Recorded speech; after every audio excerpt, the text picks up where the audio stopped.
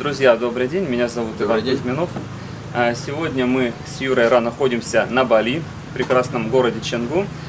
Проводим здесь семинар по саморазвитию, Юрий организовал. И я хочу ему задать пару вопросов, потому что это человек, который, мне кажется, знает ответы вообще на все вопросы, которые можно поставить. Поэтому, Юр, интересно будет с вами пообщаться.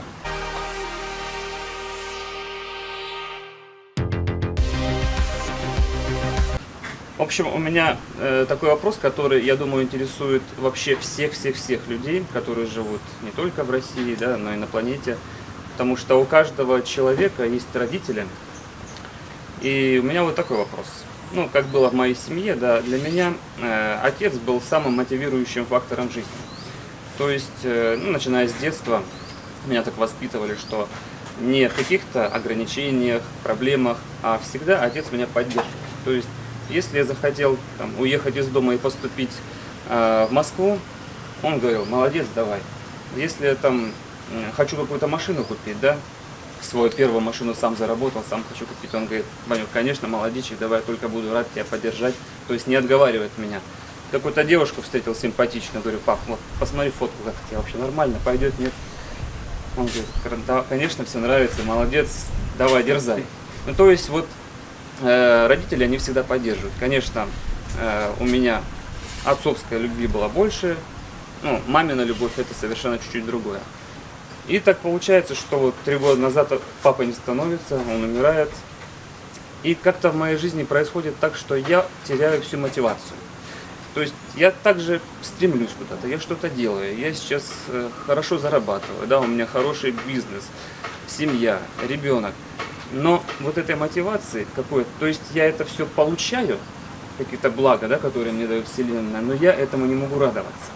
И я так понял, что раньше я радовался именно тому, что я радую своих родителей. То есть я всегда делал какие-то победы, свершения, и понимал, что это ради того, чтобы вот сделать приятно родителям и чтобы они меня похвалили. Сейчас такого нету. Другой формат чуть-чуть, да, мамина похвала, но это не то. И я не знаю, как вот вернуться опять в ту мотивацию, и чтобы опять насыщаться вот этой вот энергией, чтобы я мог в любой момент позвонить, пап, можно вот так вот, как вот ты думаешь это сделать? И он сказал: конечно, делай. Сейчас вот мне некому хороший вопрос. обратиться. Я просто скажу тебе одно. Ты сам ограничил себя, и ты сам заблокировал себя. У меня была такая же история, только помогал мне дедушка. И когда дедушка, я не говорю слово смерть, подчеркиваю, я говорю ушел. Когда он ушел, я сделал такую вещь. Я приехал когда в крематорий и вошел в белом и улыбался. Все бабушки в черном, они зашипели, потому что это нужно скорбить. И сказал маме такую вещь, что дедушка ушел, а чтобы ему уйти далеко и со мной нормально общаться, ему нужна энергия радости. Давайте вспоминать, чему он нас научил, давайте радоваться и давайте пошлем ему эту энергию. И произошло чудо. И когда я лег спать, ко мне пришел дед молодой во сне, и я его обнимаю, он меня стимулирует и приходит ко мне каждую неделю. Поэтому ты сам себе сказал, что не можешь общаться с отцом. Но у меня было Если ты снимешь с себя с эту футболку, тебя не будет? Буду. Но ты же сможешь общаться сам с собой без футболки. Да. Также с отцом ты сможешь общаться, если он не в теле. Тебе нужно расширить свое сознание и порадоваться, и не скорбить, потому что именно твое состояние, оно мешает тебе с ним общаться. И то, что я делаю регулярно, это записываю свои сны. Когда ты сконтролируешь сны, у тебя не сны, у тебя реальность. Твой отец начнет через твое открытое сердце приходить в эти сны, и также ты увидишь его. Ты увидишь его молодым, здоровым, и ты сможешь с ним общаться, потому что он на самом деле существует, просто он существует в другом мире, и у него нет формы. И поэтому, если ты привык общаться с формой, это твой вопрос. Если ты привык общаться с духом, которым является твой отец, то тебе никто не может помешать. Никогда. Поэтому ты можешь просто поменять немножко свое отношение, поменять, расслабиться, поулыбаться, вспоминать что-то доброе, хорошее, дать ему эту энергию, а потом произойдет чудо.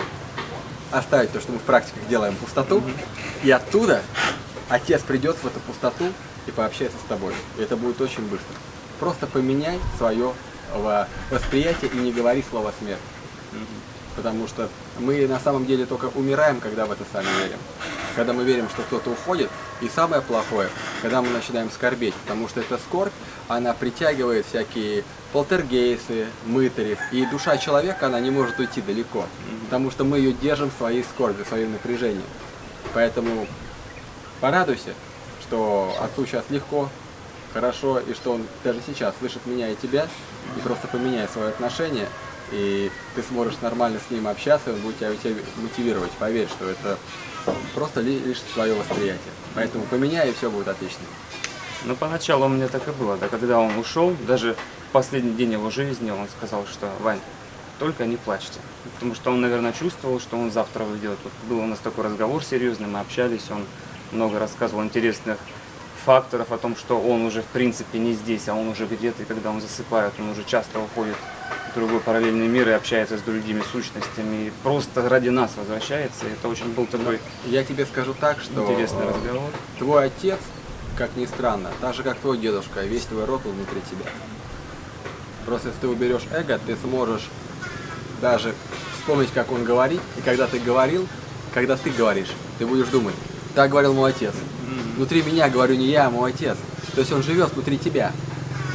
И вот твое именно разделение, оно и мешает увидеть истину. Поэтому я скажу еще одну вещь очень простую. Кто видит во всем одно целое, тот свят. Кто разделяет, тот слеп. Не разделяй. И больше света. Так что и все будет хорошо. Спасибо Всё, большое. добро. Очень На волне надо закончить.